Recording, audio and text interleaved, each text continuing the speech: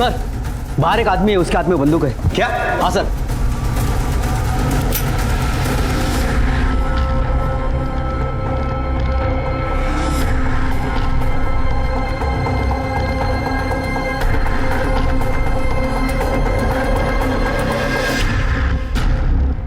मैंने मेरी पोती को गोली मार दी है।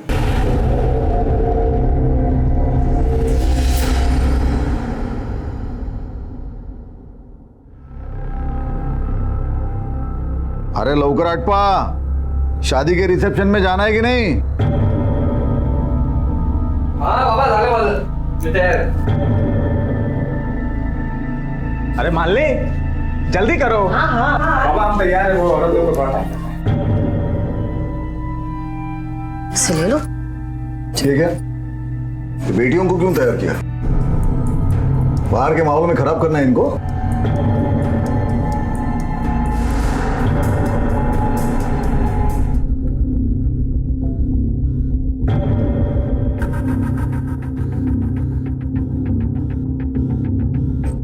यहाँ क्या खड़ी है? अंदर जा, बहनों का ख्याल रख।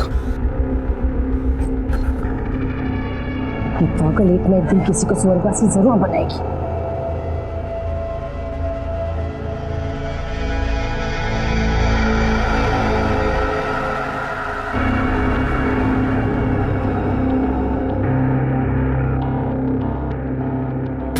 तो सुबह तक खड़ी रहेगी ना तो भी तेरा बाप नहीं आने वाला है।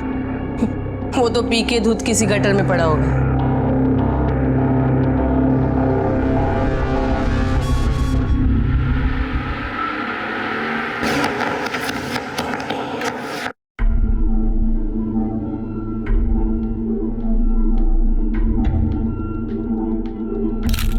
नमस्ते तानाजी भाऊ. अरे जाधव ये बस हे जागा दे रे. या बसा. काय चाललंय तुझा? मैं क्या बोल रहा हूँ ना, जनार्दन भाई क्या देखने रे? काय को मैं उस पनौती का मुंह देखूं? उससे अच्छा मैं अपने कुत्ते का मुंह देख लूं. और ये गोसी आइक माझी, अगर वो इधर आए तो मेरे से दूर रखना उसको. हाँ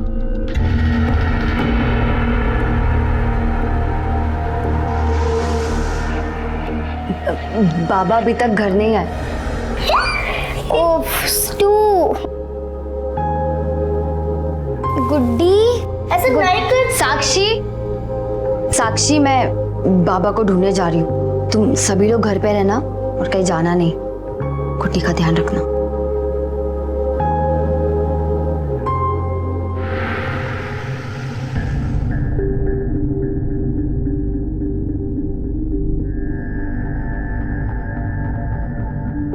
और भी जरूरत पड़ेगा तानाजी को बोलने का. हाँ?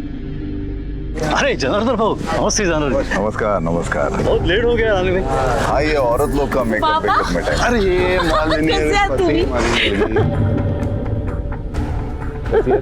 नमस्ते बाबा, कैसे तू? चल चल चल है ना भरत ना.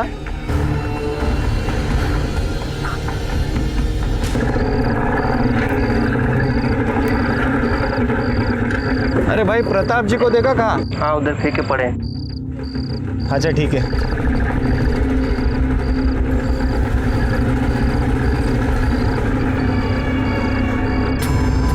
बाबा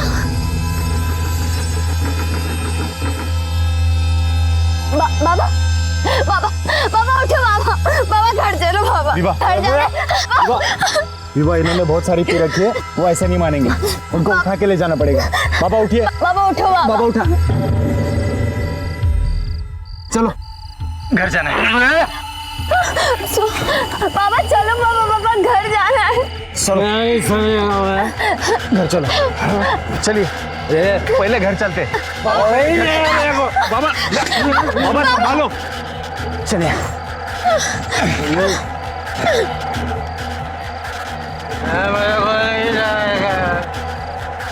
हाँ काका नहीं जाएगा.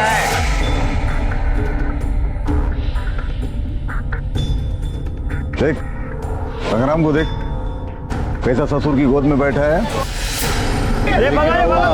लाइट कैसे चला गया? अरे भाग लो. अरे गणपत भाग लो. क्या हुआ? संभाल के. Thank you. अरे कोई नहीं, चलो मैं निकलता हूँ.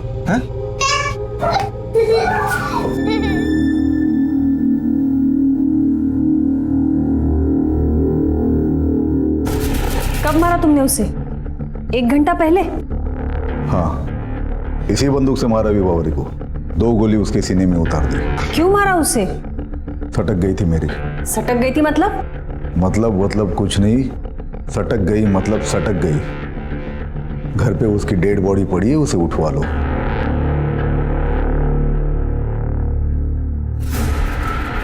साक्षी, सोनाली, गुड्डी,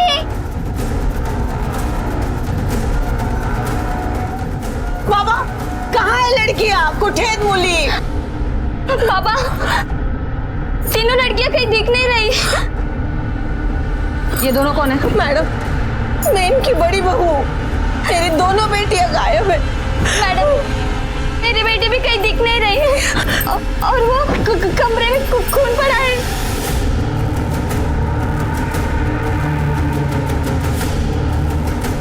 यहाँ तो सिर्फ खून है। अगर यहाँ पे मारा है तो बॉडी कहाँ है? यहीं पड़ी थी वो। मैडम हमारी बच्चियाँ कहाँ थी? जब हम शादी में जाने के लिए निकले तो इधर ही तीनों थी। उसके बाद बच्चियाँ कहाँ है? मुझे क्या मालूम, मैंने सिर्फ विभावरी को मारा है, बच्चों को मैंने कुछ नहीं किया। अरे तुम्हारे पति कहाँ हैं? संग्राम कहाँ है? अजिंक्य कहाँ है? आपने मेरी बेटी गुड्डी को कहीं देखा? नहीं। मौशी, सोनाली साक्षी दिखी क्या? नहीं देखी। ताई ताई आमच्या गुड्डीला कुठे बघितलं का? नहीं। गुड्डी, गुड्डी, साक्षी, सोनाली। लड़की को वहां गोली मारी तो डेड बॉडी कहाँ है? बॉडी कहाँ है? लगता है बच गई शायद। और बाकी लड़कियां वो कहाँ है? बोला ना, मैं गोली मार के निकल गया, मुझे नहीं पता। बेवकूफ समझता है पुलिस को? वहां से यहाँ तक चल के आया गोली मारने के लिए और बोलता है देखा नहीं लड़कियों को। मैडम मेरे सर पे खून सवार था, मेरा ध्यान और कहीं नहीं गया। मैडम कहीं ऐसा तो नहीं कि उन 3 लड़कियों ने विभावरी को खून से लथपथ देखा हो और फिर गांव के किसी डिस्पेंसरी में एडमिट किया हो सकता है, पता करवाओ। Okay madam.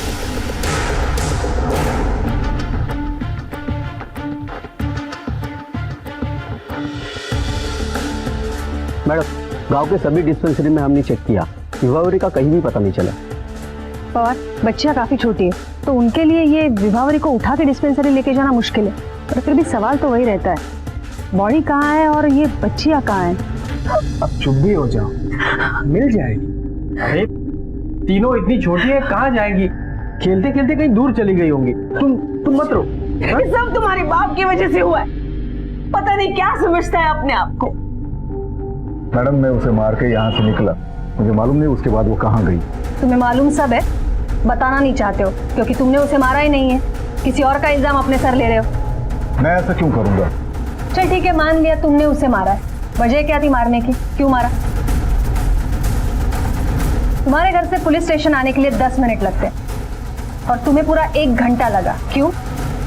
8:30 बजे तुम निकले, 9:30 बजे तुम हमारे पास पहुंचे। 10 मिनट पुलिस स्टेशन आने के, बाकी के 50 मिनट कहाँ थे? देखिए मैडम, तो मारकर मैं यहाँ से निकल गई, फिर बाहर वहां पर थोड़ी देर बैठा, सोचता रहा अब क्या करूं। ये भी सोचा कि खुद को भी मार लूं, लेकिन बहुत कोशिश करने के बाद भी मैं अपने आप को नहीं खत्म कर पाया। तावड़े, पुलिस स्टेशन लेके चलो उसको। Yes madam. पवारिया में घुमा रहा है, पुलिस स्टेशन आने में इसने 1 घंटा लगा दिया क्योंकि उस 1 घंटे के बीच में इसे वो 3 लड़कियों को और बॉडी को ठिकाने लगाना था, क्योंकि उन 3 लड़कियों ने इसे विभावरी का खून करते हुए देख लिया था। मैडम लेकिन इसे लड़कियों को गायब करके क्या फायदा मिलेगा? आणि तो त्याचा गुन्हा पण कबूल करतोय। पवार, उसके मकसद को समझो। उसने कबूल करने के बावजूद भी हम उसे नहीं पकड़ सकते, मर्डर का केस रजिस्टर नहीं कर सकते उसके नाम पर क्योंकि बॉडी नहीं है हमारे पास। 3 जिंदा लड़कियों को और 1 डेड बॉडी को ठिकाने लगाना किसी एक आदमी का काम नहीं है। मुझे लगता है इसके साथ और भी कोई तो शामिल है। इन सबकी गाड़ियां चेक करो। Okay madam.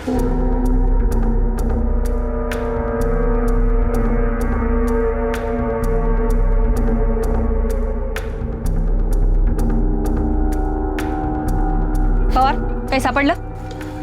मैडम गाड़ी में ऐसा कुछ भी नहीं मिला जिसके बिना पर शक किया जा सके। इसका मतलब इन सबकी गाड़ी अभी क्लियर है। पुलिस के लिए केस एक चैलेंज था। केस को सॉल्व करने के लिए विभावरी की डेड बॉडी का मिलना और बाकी 3 बच्चियों का पता लगना बेहद जरूरी था। मैडम ये रहे जनार्दन की कॉल रिकॉर्ड। शायद हमारा शक सही निकला। कोई और भी ऐसा है जो जनार्दन ने हमें कहानी सुनाई उसको पूरी तरह से सुना सकता है, क्योंकि क्राइम होने से 10 मिनट पहले जनार्दन ने इस नंबर पर फोन किया था और उस वक्त यह नंबर जनार्दन के घर के आसपास ही एक्टिवेट था। पता करो ये हेल्पिंग हैंड कौन है, इसके भी कॉल रिकॉर्ड्स मंगवाओ।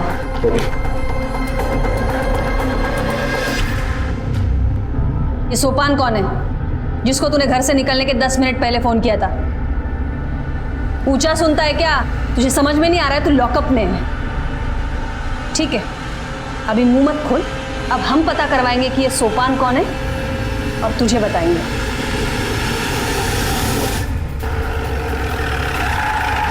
तुम्हारे साथ और कौन कौन था? बाबा को छोड़ के हम सब साथ ही गए थे।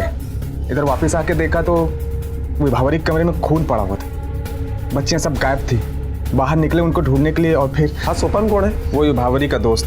और ये जनार्दन घर के लिए कितने बजे निकला था? मैडम वो शादी के माहौल में कुछ मालूम नहीं पड़ा और वहाँ पे बत्ती भी गुल हो गई थी ना। ये जनार्दन और सोपान के बीच क्या लफड़ा है? बाबा को सोपान और विभावरी के प्यार व्यार का चक्कर चाहिए नहीं था। ये सोपान छोटी जात का है ना।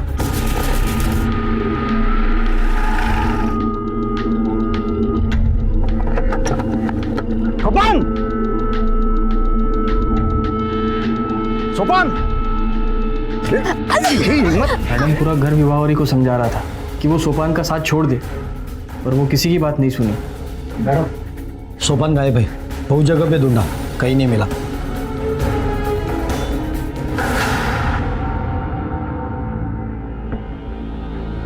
अपनी इज्जत बचाने के नाम पे पोती को गोली मार दी।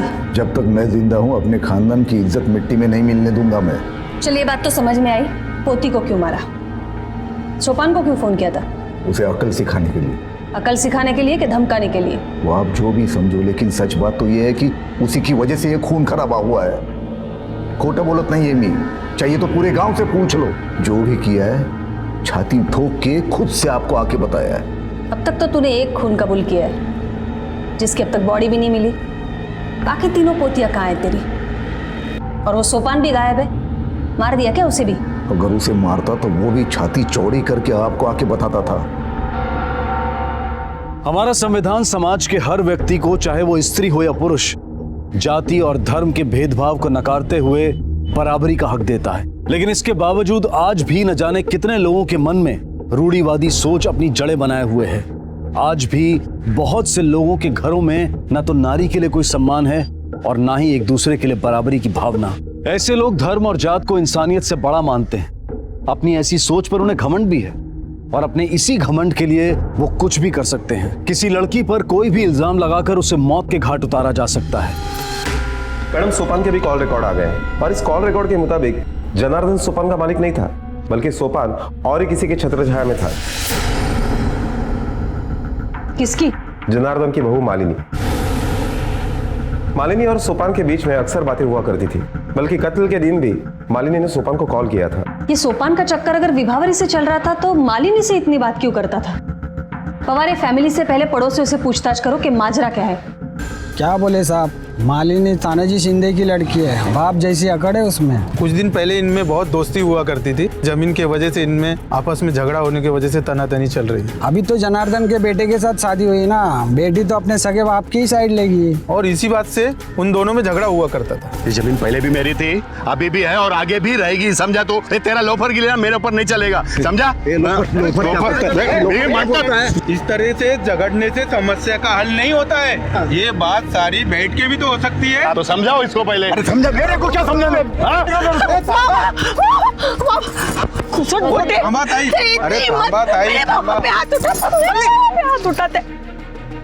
ये जनार्दन है ना, मेरे को आते जाते धमकी देता था हर वक्त, कुछ भी पन बोलता था वो किसके भी सामने। तभी मेरे को समझा कि इसके नाक में नकेल डालना पड़ेगा, नहीं तो ये जंगली सांड मेरे को जीने नहीं देगा, परेशान करता ही रहेगा। ऐसा ही मेरा बेटे को भी कुछ भी पन सुनाता था वो, एकदम दुखी करके रखा था, आप ये समझ। तो सुखी होने के लिए क्या किया तुमने फिर? स्वपन मेरा आदमी था।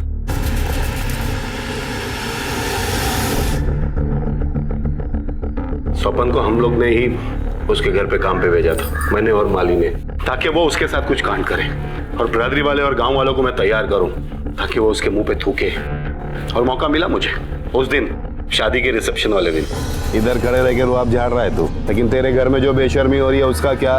वो स्वपन है ना, उसका यार, तेरी पोती उसके साथ रंग रलिया मना रही, नहीं दिखता तेरे को? हाँ, देख, मैं किसी का कार्यक्रम नहीं बिगाड़ना चाहता, नहीं तो अभी के अभी तेरे दांत तेरे हाथ में निकाल के देता। अभी देख, पूरा गांव तेरे पास आने वाले हैं जूतों का हार लेके, तेरी पोती की वजह से, समझा? हाँ, क्योंकि वो लोग नहीं चाहते कि उनकी भी बहू बेटी बिगड़ जाए तेरी पोती के जैसे, समझा? जा जा, संभाल लो तो जा।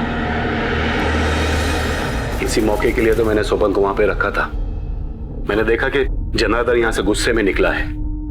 मैंने तुरंत स्वपन को फोन किया कि विभावरी को बिस्तर पर लेकर जाए, लेकिन वो वहां से निकल चुका था मैडम।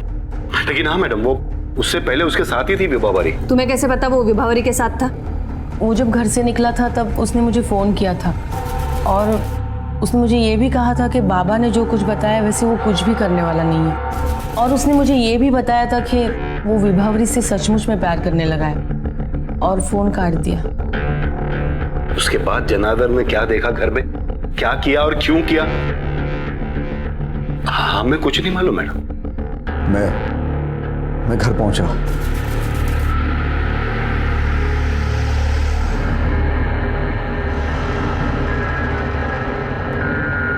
विभावरी के कमरे में जाके देखा तो वो कमीज की बटन लगा रही थी, बिस्तर बिखरा हुआ था। तो मैं समझ गया कि सोपान के साथ मिलके उसने अपना मुंह काला कर लिया। मैंने बंदूक उठाई और 2 गोली उसके सीने में उतार दी। अगर वो वहीं गिरी थी तो उसकी लाश कहाँ है और बाकी 3 बच्चियां कहाँ हैं? मेरे को नहीं पता वो कहाँ है। देख तू,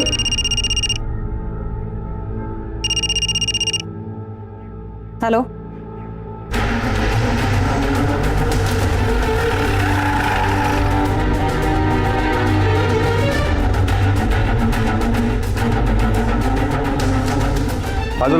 चलो पीछे चलो, चलो पीछे चलो। 2 गोलियों के निशान है और जनार्दन ने भी 2 ही गोलियां चलाई थी। मैडम, गोलियों के निशान को देखकर ये लग रहा है कि 12 बोर का कारतूस है। और ये नदी भी जनार्दन के घर से कुछ ज्यादा दूर नहीं है।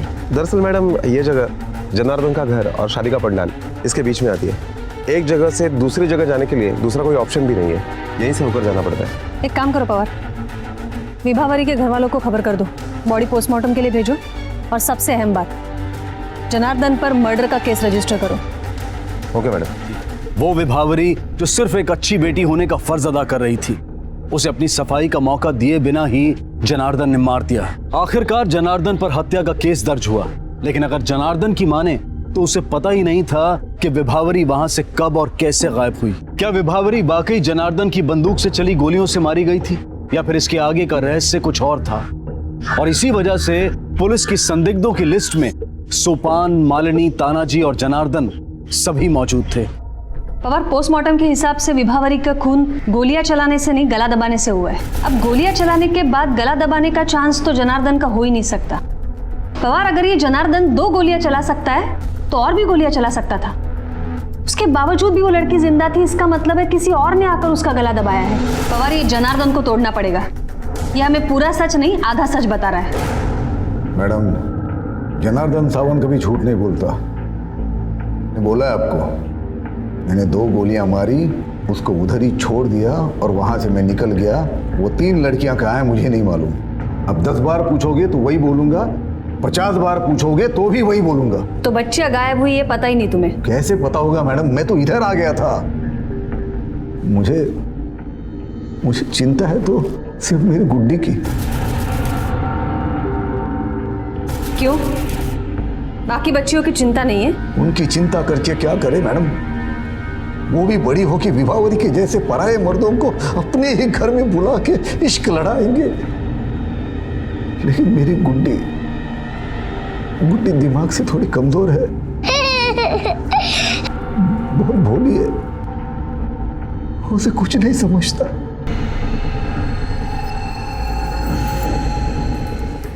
मकसद हो सकता है इस इंसान का? सोपान भी हो सकता है, क्योंकि मालिनी के मुताबिक वो विभावरी से प्यार करने लगा था, हमेशा उसकी मदद करता था। मौका देखकर उसने मदद की कीमत मांगी होगी और विभावरी ने उसको झटक दिया होगा, इसलिए गुस्से में आकर वापस आया होगा और विभावरी का गला दबाया होगा। और ऐसा करते वक्त उन 3 लड़कियों ने उसे देखा होगा और इसीलिए उसने लड़कियों को गायब कर दिया। बिल्कुल हो सकता है। ये सोपान का कुछ पता चला? कहाँ है वो? थम रे, थम। गाड़ी साइड ला लाओ। मानता हूँ सर, गलती मेरी, लेकिन अभी सर गाडी साइड ला लाव. सर घरचा माणसं आहे सर. साइड ला लाव. किती माणसं आहेत? कमांडर काय झालं? माणसं बघा चेपून भरली साहेब. सर आगे से नहीं भरूंगा सर, गलती हो गई सर.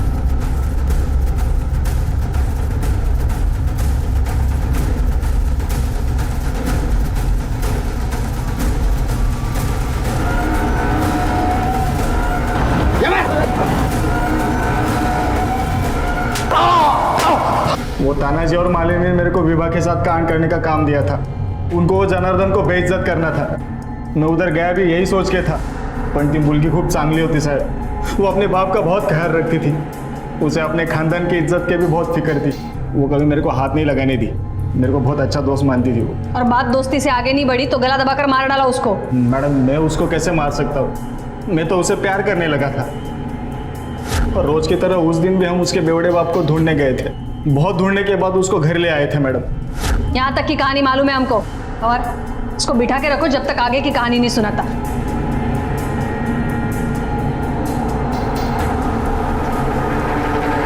और ये विभावरी का बाप प्रताप, इसकी क्या खोज खबर है? 1 नंबर का बेवड़ा है मैडम, 24 घंटे दारू के नशे में रहता है। उस दिन भी घर के बाहर खटिया पर दारू पी के दूध था।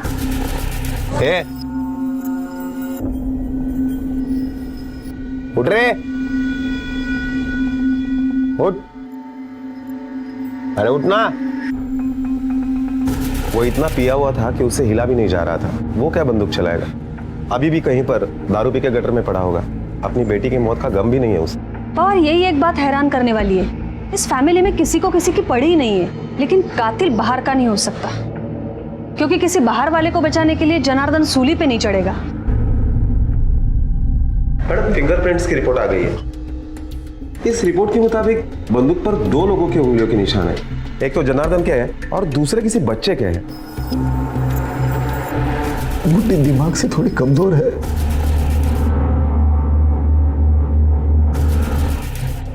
ये भी हो सकता है कि गुड्डी ने अपने पागलपन में विभावरी पर गोलियां चला दी हो और जनार्दन ने उसे बचाने के लिए दोनों बच्चियों को मारकर इल्जाम अपने सर ले लिया हो।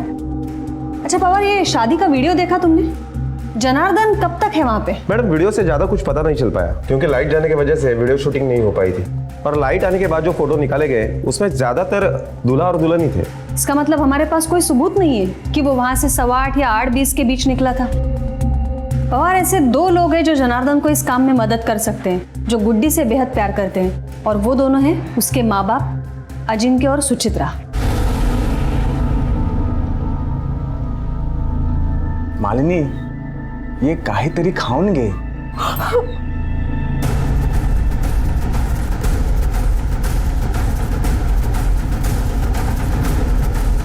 आप लोग यहाँ रुकिए, आप ये खाना लेकर अंदर जाओ, इनसे पूछताछ करनी है।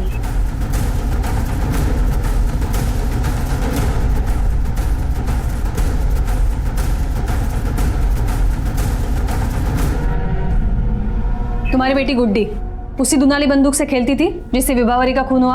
हाँ, मैंने बाबा को बहुत बार बोला भी था उसे डांटने के लिए, लेकिन बाबा उससे बहुत प्यार करते थे।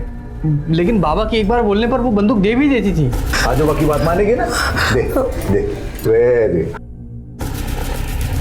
तुम्हारे ससुर जी को गुड्डी को छोड़कर बाकी सब लड़कियों से प्रॉब्लम थी ना? और तुम्हें? मुझे क्यों प्रॉब्लम होगी? आणि तुला? क्या बात कर रही है मैडम? सगळ्या माझ्या मुलीसारखेच होते, मैं सबको बराबर प्यार करता था।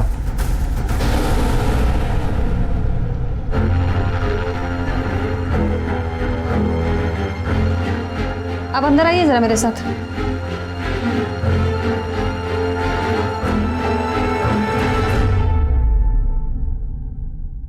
डरिए मत, देखने दीजिए। किसने मारा इतना बेरहमी से?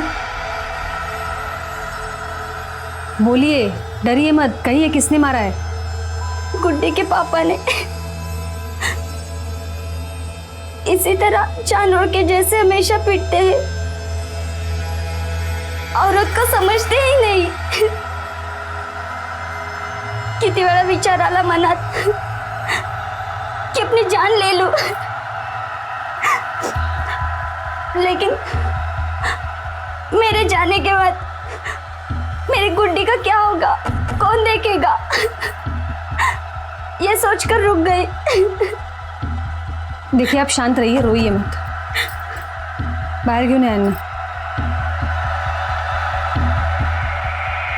घरेलू हिंसा अपराध है, पता है ना तुझे? मैडम, पति पत्नी के बीच में तो ये बातें होती ही रहती हैं। ये सब बड़ा चढ़ा के बोल रही हैं आपको। औरत का तो काम है राई का पहाड़ बनाना। देख तो हमें। एक मिनट मैम। हेलो, हाँ ठीक है, हम पहुंच रहे हैं। मैडम, और एक लड़की का पता चल गया है।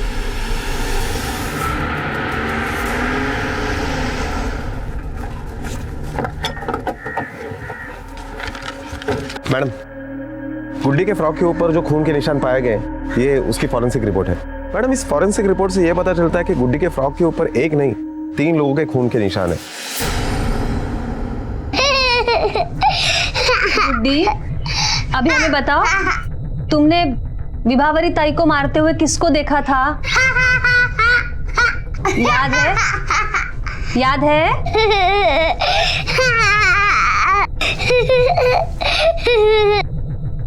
बंद छोड़े।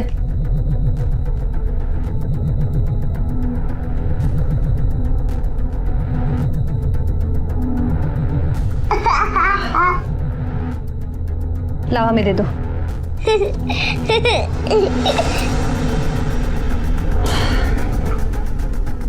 और इसको पूछ के कोई फायदा नहीं है। एक काम करा, घरच्यांवर नजर ठेवा। फैमिली से कोई भी गांव के बाहर नहीं जाना चाहिए। मैडम काय झालं? मेरी बेटियों का क्या हुआ? वो अब तक क्यों नहीं मिल रही? मैडम घाबरू नका, गुड्डी मिल गई है ना, अभी दोनों लड़कियां भी मिल जाएगी।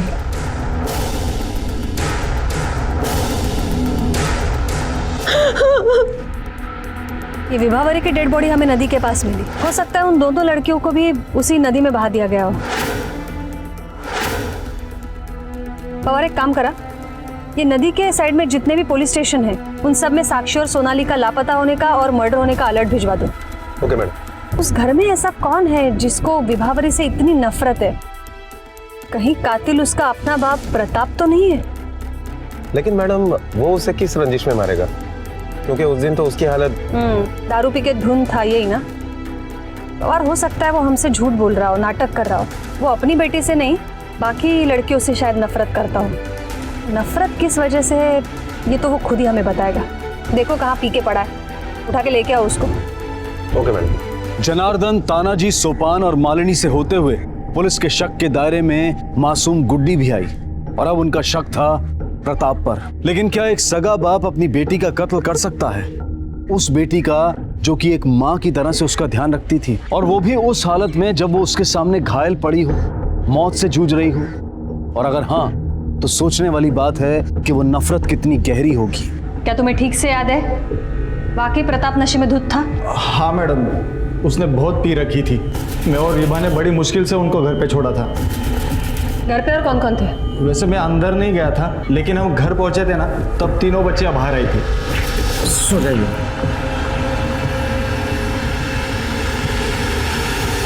लेकिन ये बात भी सच थी कि विभा अपने बाप से बहुत प्यार करती थी। वो जितना उस पर मरती थी, उसका बाप उससे उल्टा था, उसे बहुत गालियां बकता था। वो बेचारी तो उसकी देखभाल भी जबान बंद करके करती थी, ताकि उसे पता ना चले कि ये विभा है और वो गालियां ना बके।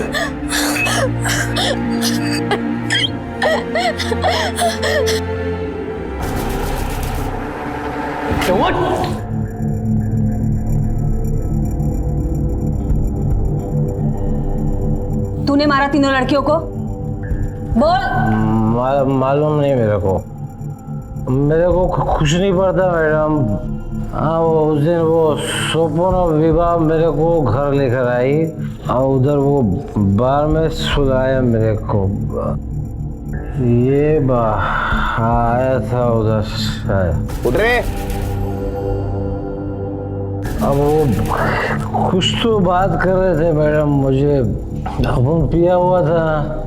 अब वो घर से कब निकला अपने को पता नहीं। ए उठ, कहाँ लेके गया था तीनों लड़कियों को? कहाँ लेके गया? किसको? किधर लेके गया? किधर?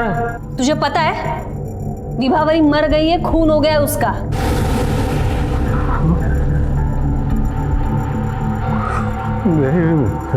विभा मर गई, उसका खून हो गया। मेरे को पता है, मैंने वो मालिनी और सना वो बोलने वाला वो उसे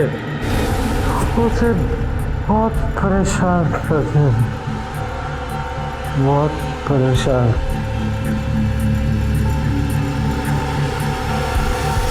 मैडम आपको गलतफहमी हो रही है। हाँ मैडम, हम लोगों ने जो कुछ भी किया था वो सब आपको बता दिया हम लोगों ने। खून करने का तो हम लोग सोच भी नहीं सकते। और रिमांड पे जाने का सोच सकते हो ना? तब तक तो कोर्ट के ऑर्डर आ ही जाएंगे, फिर तुम क्या, तुम्हारे भूत भी बोलेंगे। मैडम आप हमारे पीछे क्यों पड़े? हम सिर्फ ससुर जी को धमकाने वाले थे और इसके लिए हम किसी की जान नहीं ले सकते। और हम तो ससुर जी को सबक सिखाने वाले थे, वो भी सोपान ने मना कर दिया तो वो भी नहीं हो पाया। बंसोड़े, इन सबको बिठा के रखो। Okay madam. चलिए। जब तुम कमरे में घुसे तो विभावरी क्या कर रही थी? कितनी बार बोलूं मैडम, वो कमीज के बटन लगा रही थी। आई शपथ मैडम, मैं विभा को बाहर ही छोड़ के गया था। मेरे को तो अंदर जाने का परमिशन भी नहीं था। वजह तो मैंने आपको पहले ही बता दिया, मैंने उसे कभी हाथ नहीं लगाया, बहुत प्यार करता था मैं उसको। और ये विभावरी को जनार्दन ने जिस हालत में देखा था और बिस्तर की भी जो हालत थी, उस हिसाब से विभावरी पर जबरदस्ती करने की कोशिश की गई थी। लेकिन अगर वो सोपान नहीं था तो फिर कौन था? मतलब विभावरी का किसी के साथ संबंध था? संबंध था या वो संबंध बनाने की कोशिश कर रहा था। पवार, ये जो कोई भी है वही कातिल है।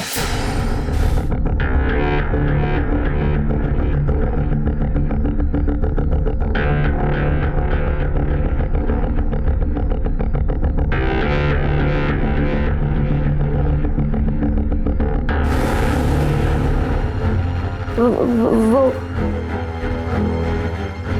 उस लड़की के पीछे पड़े थे, अपने ही घर में खुद को कैसे कैसे बचाती फिरती थी।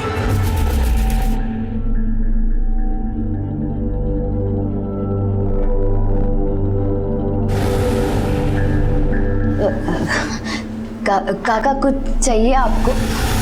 विभा ने मेरे को बोला।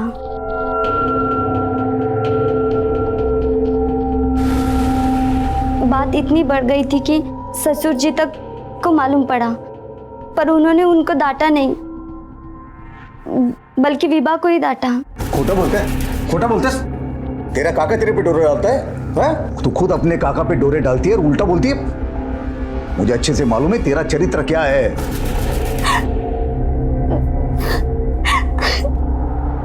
अजिंक्य कहाँ है? कितनी बार समझाया उसको, पर वो मान ही नहीं रही थी। क्या करता मैं, मुझे बहुत अच्छी लगती थी पर कभी मौका ही नहीं मिल रहा था। फिर उस दिन शादी में बत्ती गुल हो गई और मैं वहां से निकल पड़ा। अरे क्या हुआ, काय झालं रे? मैं घर पहुंचा, देखा तो वो अपने कमरे में ही थी। मैंने उस पर काबू करने की कोशिश की,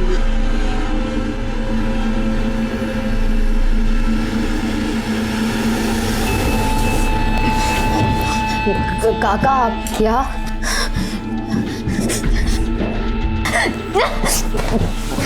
मैंने देखा कि साक्षी और सोनाली वहां आके देख रही है और फिर बाहर से कुछ आवाज आई तो मैं वहां से भाग गया। मैंने देखा कि बाबा अचानक घर पे आ गए थे। मैं सोनाली और साक्षी को लेके दूसरे कमरे में भागा।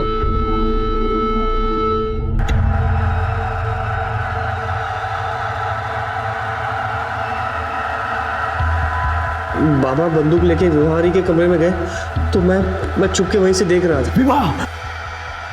मैंने देखा कि बाबा ने विभावरी को गोली मार दी थी। गुड्डी विभावरी के लाश को लिपट के हंस रही थी। मुझे पता ही नहीं चला कि गुड्डी कब आके गाड़ी में बैठी थी। लेकिन मुझे उससे कोई डर नहीं था क्योंकि मुझे कुछ समझ में ही नहीं आ रहा था। साक्षी और सोनाली को लेके मैं नदी की तरफ गया, फिर मैं गाड़ी लेके आगे निकला और विभावरी की लाश को वहीं जंगल में फेंक दिया। गुड्डी के कपड़ों पे तीनों के खून के निशान थे, इसलिए मुझे उसे जंगल में ही छोड़ना पड़ा। फिर मैं नदी में नहा के रिसेप्शन के कपड़े पहन के फिर रिसेप्शन में पहुंच गया। तुम जैसे समाज के ठेकेदार अपनी बहू बेटियों पर बुरी नजर रखते हैं और दूसरों को जीने का सलीका सिखाते हैं। तेरे लिए अच्छा इंतजाम है बेटा, इधर चल तेरा ट्रेनिंग शुरू करते हैं। घेऊन जायला। अजिंक्य जैसे लोगों को परिभाषित करने के लिए वहशी, दरिंदे, ये सभी शब्द बहुत छोटे हैं। विभावरी की बेचारगी पर आंखें नम हो जाती हैं, जो अपने ही घर में पराई थी, असुरक्षित थी और मारी गई। सोनाली और साक्षी की डेड बॉडी पुलिस ने उसी नदी से लगभग 200 मीटर की दूरी पर बरामद की। जनार्दन को विभावरी पर अटेम्प्ट ऑफ मर्डर के जुर्म में और अजिंक्य को सेक्सुअल हैरेसमेंट और विभावरी, सोनाली और साक्षी के कत्ल के जुर्म में गिरफ्तार किया गया है। हम उम्मीद करते हैं कि उसे कड़ी से कड़ी सजा होगी। हिंदुस्तान के न जाने कितने घरों में एक विभावरी हो सकती है। क्राइम पेट्रोल के माध्यम से हमारी उनसे गुजारिश है कि अगर आपका परिवार आपकी मदद नहीं कर रहा तो आप हिम्मत ना हारें, पुलिस के पास जाएं, वो आपकी मदद जरूर करेगी और हर मुमकिन कोशिश करेगी आपको उस नर्क से निकालने की। अब मैं अनूप सोनी आपसे विदा लेता हूं, फिर मुलाकात होगी अगले एपिसोड में एक और चौंका देने वाले केस के साथ। तब तक अपना और अपने परिवार का ख्याल रखें और देखते रहें क्राइम पेट्रोल डायल 100। सबक एक को, सीख हम सबको। जय हिंद। क्राइम पेट्रोल के और भी दिलचस्प कहानी देखने के लिए हमारे चैनल को सब्सक्राइब करें और बेल आइकॉन दबाना न भूलें।